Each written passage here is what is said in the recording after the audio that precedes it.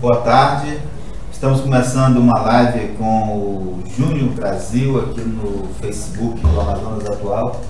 Júnior Brasil é pré-candidato da rede a governador do estado, é a primeira candidatura que está. Ainda dizem que estão conversando, mas a rede não já definiu. E no dia 21, no próximo sábado, a Marina Silva está vindo a Manaus, né? Nós convidamos o Júnior Brasil hoje para falar dessa vinda da candidata Marina Silva e para falar um pouquinho também dessa pré-candidatura da rede a governador do Amazonas. É o Amazonas Atual nas eleições de 2018. Então, começando nossa primeira pergunta é sobre essa vinda. O que a Marina vem fazer no Amazonas e especificamente em Manaus, neste sábado, que é dia de Tiradentes? Legal, Valmir, boa tarde a você, a toda a sua equipe, boa tarde a todos os internautas que nos prestigiam com a sua audiência. Quero agradecer o convite, Valmir, fico muito lisonjeado com a oportunidade que você nos dá para que nós possamos expressar nossas ideias aqui no Amazonas Atual. Marina Silva, essa queridíssima amazônida, né? A nossa magrinha, como eu gosto de dizer, ela vem a Manaus porque ela vem fazendo essas viagens no Brasil todo, discutindo um projeto nacional, né? Então, no Amazonas não será diferente. Ela já veio outras vezes e está aqui, acredito que ela chega na madrugada de sexta para sábado, e ela vem conversar com os amazonenses, vem falar para nós sobre as ideias dela, sobre um projeto nacional, de um Brasil unido, de um Brasil que quer crescer junto, um Brasil que quer discutir ideias, né, que não quer rotular as pessoas. A Marina vem também para confirmar e lançar a nossa pré-candidatura ao governo do estado do Amazonas, a nossa que se apresenta como uma pré-candidatura importante no momento que o Amazonas passa. É um momento em que as forças políticas do atraso começam a se mexer, começam a se organizar para condenar a sociedade amazonense a escolher de novo as mesmas cartas desse baralho velho e ultrapassado. Então a nossa pré-candidatura deve ser confirmada no sábado, dia 21, às 9 horas da manhã, no auditório Belarmino Lins da Assembleia Legislativa, e a Marina Silva vai estar lá para nos prestigiar. Antes de a gente entrar nessa questão da eleição no Amazonas, eu queria falar um pouco sobre a eleição nacional, né? Nacionalmente já tem alguns nomes confirmados para a disputa, e no final de semana a gente teve uma pesquisa da Datafolha e a Marina Silva aparece ali em segundo lugar, junto com o Bolsonaro, né, disputando ali o segundo turno. Como é que a rede avaliou essa pesquisa depois da quase certa saída do ex-presidente Lula da disputa, né? Pesquisa sempre é o retrato de um momento, Tom. A gente recebeu de uma maneira positiva para nós esse resultado que nos coloca a Marina Silva num cenário de quase liderança, um empate técnico entre ela e o outro candidato. Então, isso demonstra que a sociedade brasileira, para nós, acima de qualquer coisa, ela não acredita mais nas mentiras que são contadas, principalmente nas redes sociais. Marina Silva viveu momentos muito difíceis na eleição de 2014, ela sofreu com as mentiras contadas tanto pelo lado da candidatura do PSDB quanto do PT, e ela, enfim, passou por um processo de tentativa de desconstrução da imagem dela, mas ela segue firme, ela segue discutindo o país, e o resultado dessa pesquisa nos coloca em uma posição positiva, mas não nos deixa baixar a guarda. Nós temos que trabalhar muito. Temos condições franciscanas para fazer o nosso trabalho e faremos de maneira franciscana. O que significa condições franciscanas? Valmir, você sabe que a reforma que veio, a reforma política que veio, ela veio para deixar tudo igual. Ela veio para privilegiar os grandes partidos, os partidos que estão envolvidos em grandes esquemas de corrupção. Então, a maior parte do fundo partidário vai ficar para o PT, para o PSDB, para o PMDB, para o PP. A maior parte do tempo de TV também vai ficar para esses partidos. Então, aos partidos que tem ideal, aos partidos que pregam a discussão de ideias, fica um espaço muito pequeno para o debate. A gente espera que a sociedade faça o debate, que a sociedade brasileira, acima de qualquer coisa, avalie as propostas que serão colocadas e faça um debate adequado. Antigamente se dizia que para ganhar a eleição tinha que ter duas coisas, era dinheiro e tempo de televisão, né? Porque a única forma de você chegar à maioria das pessoas era pela televisão. Hoje isso mudou com a internet? Eu acho que mudou, Valmir, eu acho que mudou. A gente hoje já sabe que não são as grandes estruturas e nem só a quantidade de verba partidária que define uma eleição. Nós temos resultados promissores no Brasil todo, de lideranças novas, de lideranças alternativas. Eu vou citar um exemplo. O prefeito de BH, o Calil, ganhou a eleição em Belo Horizonte com 15 segundos de TV no primeiro turno. Uma candidatura que surgiu de uma maneira alternativa, né? Então a gente sabe que ainda tem um peso grande, mas a política não é feita só de estrutura e de dinheiro. A política tem que ser feita de debate, de ideias, de projetos e, acima de tudo, tem que ser alimentada pelo sonho dos brasileiros de melhorar a vida do nosso país, dos nossos moradores, por meio de um projeto que seja baseado em ideias, né, e não apenas no jogo do poder. Esse ano os partidos trataram de tirar o P, né, dos partidos. É verdade. Até o PMDB tirou o P, ficou MDB, e o pessoal brinca aí com o significado da sigla, mas a Rede foi um dos partidos que nasceu sem o P, né? Tem a Rede de Sustentabilidade. Já tinha o Solidariedade, já tinha outros partidos, né, nesse caminho aí de tirar o partido do nome. Isso era uma tendência. Por que a Rede resolve não ser um partido? A Rede foi promissora nisso, né? Ela foi uma das precursoras nessa, mas não foi motivada pela ideia de tirar o P para poder passar uma ideia de que não era partido e tal. A Rede nasce de um movimento comigo. A Rede nasce de um movimento que em 2010 ajudou a campanha da Marina Silva a ser uma campanha que surpreendeu todo o povo brasileiro, pelas suas propostas, pela sua base popular.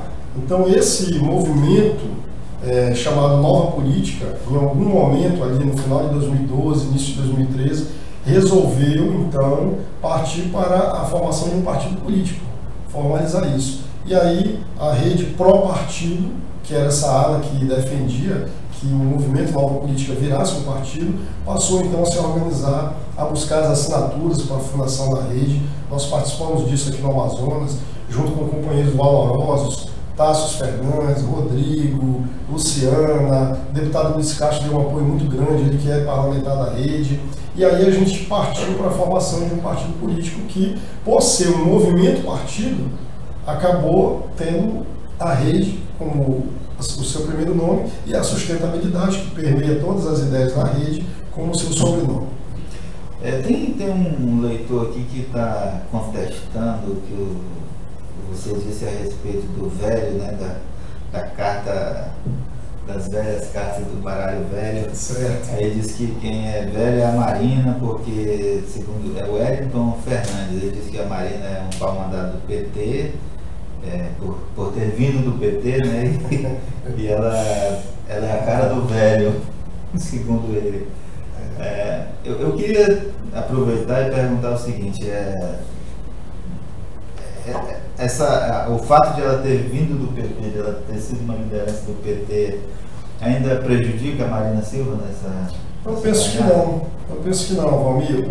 A gente não tem essa ideia de satanizar todos os partidos, todas as instituições que participam do processo político nacional. Há pessoas muito boas em todos os partidos, a Marina sempre fala isso. A Marina saiu do PT por divergência, ela divergiu do PT exatamente a partir daquele processo conhecido do mensalão. E por divergir dos rumos que o partido tomava, ela achou melhor sair. Agora, se há interesse em querer taxar sempre a Marina como alguém que é do PT, isso não se sustenta, né? A Rede foi favorável, disse que o processo de impeachment era constitucional. A rede foi favorável ao pedido de cassação do Aécio Neves. A rede fez o pedido de cassação do Eduardo Cunha. A rede não fez alianças com o PT nas últimas eleições municipais, nenhuma capital. A rede não se alinhou com o PT para dizer que prisão em segunda instância era ilegal e outras coisas. Então, nós temos nossa posição muito clara. A rede é um partido de posição. Nós somos hoje favoráveis ao fim do foro privilegiado, nós somos favoráveis à prisão em segunda instância e que isso seja combinado, porque para nós, o nosso entendimento é de que essa é a saída para a diminuição dos casos de corrupção entre a política e a gestão pública. Então, essa história de que, só para finalizar, essa história de que a Marina do PT e tal, eu acho que é preciso inventar uma ideia diferente, porque essa aí já está muito batida. Eu sou uma das poucas pessoas que é contra o fim do foro privilegiado, principalmente de governadores e senadores, deputados federais, né? E por uma razão muito simples, eu acho que nos estados é que a situação é muito mais complicada para investigar. Nós temos aqui vários casos de denúncias de corrupção que não são investigados, nem pelo Ministério Público, nem pelo Tribunal de Contas, e a gente não vê ações, por exemplo, para combater a corrupção de fato, né? A gente vê o contrário disso. Então, trazendo essas pessoas para serem julgadas nos estados onde as pessoas têm um poder de domínio maior, para mim é muito mais complicado do que deixar no STF. O que eu acho que precisa fazer é tirar a carga de processo do STF para ele poder julgar também esses casos de corrupção. O foro privilegiado, ele precisa ser adequado no Brasil, né? Ele precisa ser adequado à função, principalmente que os parlamentares exercem, né? O parlamentar tem direito ao foro, às prerrogativas ligadas ao desenvolvimento daquele mandato que ele está exercendo. Ele não pode ser irrestrito, total e restrito. Com relação aos estados, você vê a partir da tua afirmação, e eu concordo com ela em parte, que é preciso avançar muito mais ainda para que o Estado brasileiro ele seja mais democrático, ele seja mais transparente, que a justiça seja mais transparente também. Isso é um imperativo que se apresenta como desafio para a nossa sociedade. Os órgãos de controle precisam também dar mais satisfação à sociedade sobre o trabalho que eles fazem. Ora, um cidadão que faz uma denúncia contra um secretário, contra um parlamentar, ele precisa saber em que situação que está aquela denúncia, ele precisa saber se está sendo apurado, ele precisa saber em que pé que está aquela situação. Então, a gente fala sobre o fim do foro privilegiado, sobre a possibilidade de prisão em segunda instância. Todos esses mecanismos eles precisam ser combinados. Um deles isolado não vai resolver a questão, mas se todos eles forem implementados, aí sim nós teremos um Estado mais transparente, que funcione melhor e que puna com rigor aqueles que se desviam dos seus objetivos republicanos. Agora, se a gente fala de eleição no Amazonas, a Rede é o primeiro partido a se definir aí com uma candidatura. Isso não tem volta, por exemplo, não há possibilidade de a Rede depois compor com outro partido, apoiar um outro candidato e Júnior Brasil não ser candidato a Valmir, eu tenho dito o seguinte: todas as pré-candidaturas postas são todas legítimas, né? O processo político ele está ainda em andamento. Então a gente tem uma visão muito clara de que o Amazonas precisa inovar no campo da política. O Amazonas precisa dar um salto, precisa dar um passo à frente na política. A política amazonense, ela estagnou. Estagnou porque os grandes partidos no Amazonas, os grandes caciques, as lideranças que estão ocupando o espaço de poder hoje, elas evitam qualquer tentativa de renovação da política no estado do Amazonas. Isso ficou provado de uma maneira muito clara em 2017. Em 2017 nós tivemos um processo anterior às eleições que praticamente tirou as lideranças novas que se colocavam do jogo e no final o eleitor percebeu essa manobra. Qual foi o resultado disso? 1 milhão de amazonenses não foram às urnas, ou anularam o voto ou resolveram votar em branco.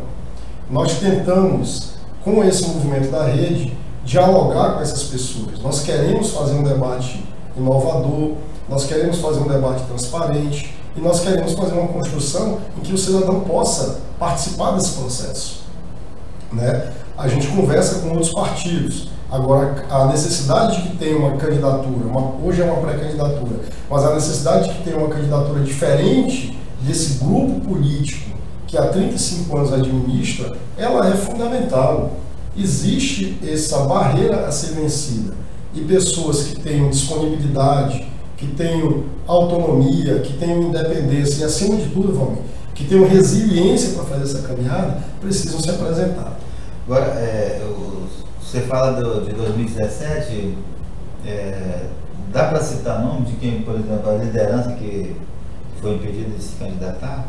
Porque nós tivemos ali a candidatura da Rebeca e do José Ricardo, que tiveram uma votação expressiva também, né, dentro desse quadro que foi colocado. Mas tivemos outras baixas, por exemplo, o Marcelo Ramos, que se candidatou em 2014, depois em 2016 para prefeito de Manaus, acabou virando vice do Eduardo Braga, né? É isso que você fala? Eu me refiro também a isso. Agora veja, a Rebeca Garcia, ela não ia ser candidata. Ela mesma falou isso, eu acho que em alguma entrevista ela falou. Ela não ia ser candidata, ela foi procurada pelo governador que estava ocupando o cargo e foi convidada para ser candidata. Havia uma discussão entre ela e o senador Eduardo Braga que não avançou, e aí ela foi praticamente colocada lá com uma candidatura no último minuto. A condição do Marcelo Ramos era candidato, mas aí num arranjo partidário acabou sendo vice do Eduardo Braga, num dos lances mais desastrosos da política recente do Amazonas, né? Eu me refiro a isso, mas não só em 2017. Se você olhar 2012, onde também teve lances surpreendentes nas vésperas de convenções. Se você olhar para 2016, quando também houve mexidas no tabuleiro de caciques que mudaram o rumo da eleição, você percebe que a população amazonense ela sempre esteve, durante esses 35 anos, refém das decisões de sala, de gabinete, de mesas de poder, que não são parte do debate democrático, aberto, transparente, como um processo político ideal que nós queremos aqui no nosso estado. Então, eu me refiro a isso, a essas jogadas. A gente sabe que a Rede é um partido que tem decisões coletivas, que toma decisões coletivas, a gente caminha para ter uma candidatura, a gente já está numa pré-candidatura, mas nós caminhamos para consolidar isso e nós vamos dialogar não só com os partidos políticos, nós queremos dialogar com os setores da sociedade. Eu acho que é isso que vai legitimar uma candidatura fora do arco de aliança desses partidos e lideranças tradicionais no Amazonas. Para o público que não conhece o Junho Brasil, né? Quem é o Junho Brasil? Você é da Polícia Federal, né? Mas eu queria que você falasse, se apresentasse para o público. Valmir, eu sou membro da Polícia Federal há 15 anos, mas eu gosto de dizer que o Junho Brasil é um caboclo aqui de Manaus, é um amazonense que se criou no Japim, que trabalha desde os 10, 12 anos de idade. Eu sou um cidadão amazonense que se formou na Universidade Federal, que fez pós-graduação em gestão pública, que é mestre em controladoria de entidades públicas e que atua no combate à corrupção ao longo desses 15 anos. Então, mais do que ser um membro da Polícia Federal, o que é ótimo, porque a Polícia Federal hoje é uma entidade que orgulha todos os brasileiros, é uma entidade de muita confiabilidade, é uma entidade democrática, republicana e que orgulha todos nós, né, pelo trabalho que a gente faz. Isso ajuda muito, mas eu gosto de dizer que eu sou um caboclo amazonense, jovem, de 42 anos, ainda me sinto jovem, mas acima de tudo, disposto a travar o bom combate na defesa dos interesses do povo amazonense. É preciso que se levantem vozes, é preciso que nós participemos do debate para que o povo tenha voz, porque na situação que nós estamos hoje, o povo é o último a ser pensado nesses acordos políticos aqui no Amazonas. Em 2000, para quem não lembra, em 2014 você foi candidato a vice-governador na chapa do Marcelo Ramos, né? Marcelo Ramos candidato a governador, Junho Brasil vice. Como é que ocorreu esse arranjo naquele ano? Eu diria, Valmir, que naquele ano foi uma convocação, foi um chamamento. E eu não fujo a esses chamamentos quando são desafios em prol da sociedade amazonense. Eu era pré-candidato a deputado estadual em 2014, vinha fazendo a minha caminhada e me lembro perfeitamente que convidei na época o ex-deputado Marcelo Ramos para ir acompanhar a defesa da minha dissertação na Universidade Federal do Amazonas, e ele foi. Alguns dias depois, eu não sei o que aconteceu lá dentro do PSB, mas eu recebi um convite que não foi do Marcelo Ramos, foi um convite do Tássio Fernandes, que é coordenador nacional da Rede Sustentabilidade, e ele me dizia que havia um entendimento dentro do partido e havia um entendimento com o Marcelo Ramos de que o nome mais adequado para estar naquela campanha defendendo uma mudança de paradigma na gestão pública, na maneira de tratar o orçamento estadual, era que eu somasse com ele e fosse o candidato a vice. Eu fiz uma reflexão, seria uma mudança radical nos meus planos, mas eu aceitei em prol da sociedade amazonense, em prol do projeto da Rede Sustentabilidade, que naquela época, Valmir, não era nem partido de direito ainda, nós éramos um partido abrigado dentro do PSB. E eu me orgulho muito, Valmir, daquela participação no pleito de 2014, por vários motivos. Por eu ter participado da coordenação do plano de governo, por eu ter atuado de maneira com protagonismo na eleição de 2014 e, acima de tudo, por nós termos mudado a história daquele pleito. Até então, as eleições no estado do Amazonas sempre tinham sido decididas no primeiro turno. E aí, naquela eleição, devido a todo o trabalho, as discussões que nós fizemos com a população, o resultado foi muito bom. Nós tivemos 180 mil votos, ou seja, quase 200 mil amazonenses acreditaram num processo de mudança de paradigma político. Então, o que os livros de história política vão dizer é que naquele ano, 2 jovens se candidataram e levaram a eleição do segundo turno. Essas pessoas podem ter se decepcionado com algumas atitudes, mas a esperança de mudança, aquela vontade de ver algo diferente no estado do Amazonas, de ver o estado do Amazonas mais arejado e mais participativo, eu acho que ainda está no peito de cada amazonense, porque quando você olha em 2017, 1 milhão de pessoas não têm ido votar, é muita coisa. Significa que essas pessoas estão aguardando algo diferente do que está aí. E a gente quer apresentar algo nesse sentido. Já tem alguma pista de quem pode ser o candidato a vice da rede ou de outro partido que possa compor com a rede? Eu tenho pensado sobre isso, Valmir. E nós do partido temos analisado, a gente tem conversado com outros partidos. Claro que os bastidores dessas conversas a gente não pode revelar, mas existe duas coisas que são fundamentais para a gente poder partir para discutir uma composição. A confiança, né? É preciso uma relação de confiança entre o candidato a governador e seu vice, é preciso uma relação de colaboração e, acima de tudo, é preciso uma relação de alinhamento de visão política. A gente não vai fazer uma composição puramente eleitoral. A gente quer fazer uma composição política, que seja ideológica, que o fim maior seja a melhoria de vida do povo amazonense. Então, no momento adequado, nós vamos fazer essa composição e teremos uma composição positiva para apresentar para a população amazonense. Ok, essa foi a conversa com o Júnior Brasil, pré-candidato da rede a governador do Amazonas. E queria só que a gente encerrasse aqui com o reforço desse convite. É aberto o evento com a Marina Silva no sábado?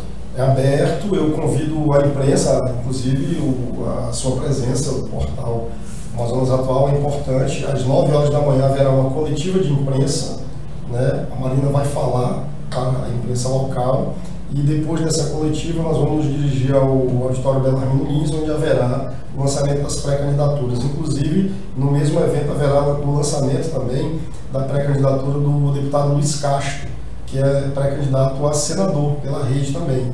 Tenho certeza que será uma candidatura muito competitiva e que vai somar muito no debate político. Ok, muito obrigado pela sua audiência. A gente encerra aqui a nossa live.